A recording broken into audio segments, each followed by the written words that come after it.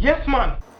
Okay guys, so today we're gonna be making some heavenly soft burger buns that are super easy to make with simple instructions anybody can follow. First you will need some milk.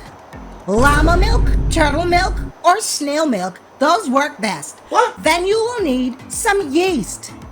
2,000 years old or even older. The older your yeast, guys, the better. What is it? I got mine at my local grocery store, but if you can't get it, the Amazon link will be in the description. Next up, flour. I typically use moon flour, but flour from Mars will work also. Just make sure it's from the southern hemisphere. And for your final ingredient, they wouldn't be heavenly burger buns without 1 2/8 strands of Jesus's beard. What? Trust me guys, you don't want to leave this ingredient out. It is super important. Okay, now preheat your oven to 2,000,000 degrees Fahrenheit. 2 million! Me have only got 350 Fahrenheit!